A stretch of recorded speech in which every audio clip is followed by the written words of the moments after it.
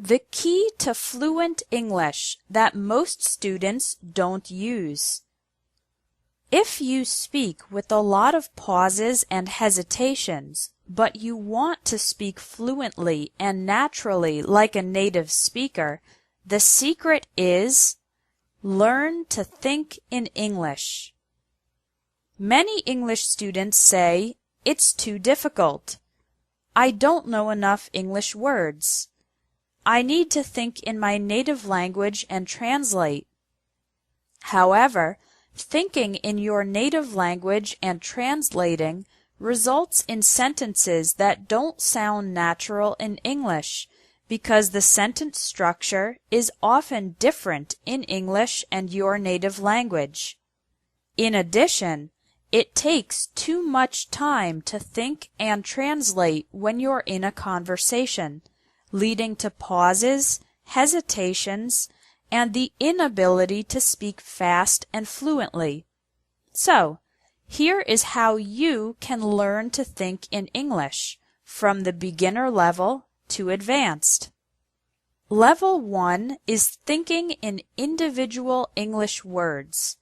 For example, when you wake up in the morning, think of words like bed, toothbrush, bathroom, eat, banana, coffee, clothes, and shoes.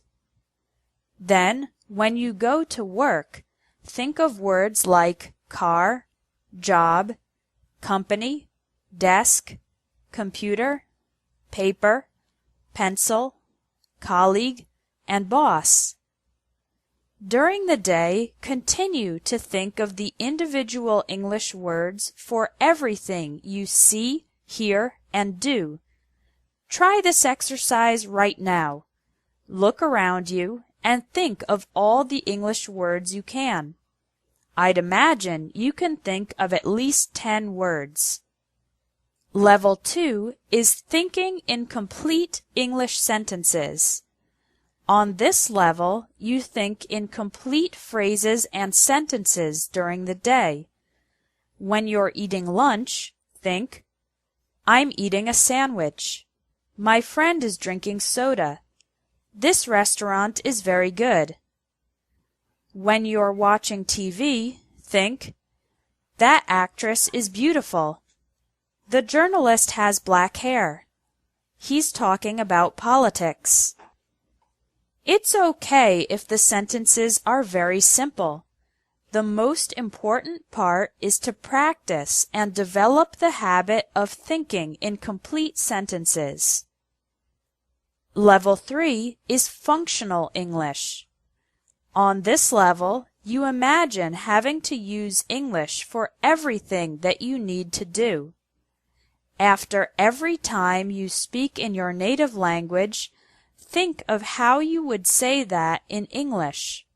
For example, how would you buy a train ticket or order a drink in an English-speaking country? "A round-trip ticket to Central Station, please. Could I have a lemonade with no sugar?" This helps develop your English for real-life situations, even though you are only thinking and not speaking. If during this exercise you don't know how to say something, check your dictionary later. If you do this kind of mental practice regularly, you will develop the ability to use English in any everyday situation. Level 4 is narrative English, telling a story or speaking for a long time in English. It's best to do this exercise when you have some time, like when you're waiting in line or taking public transportation. Think of a memory or story that you would like to tell an English-speaking friend. Then, tell the story in your head in English. Because you are only thinking, not speaking, you can relax and do your best without all the pressure of a real conversation. I hope you can see that you don't need to be super advanced to learn to think in English. You can start today.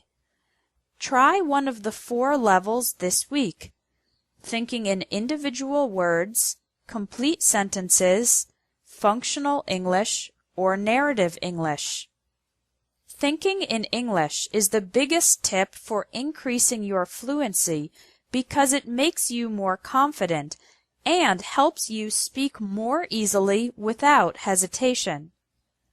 The next lesson is about correcting your English errors. You'll learn 5 of the most common English errors, and I'll explain how to fix them.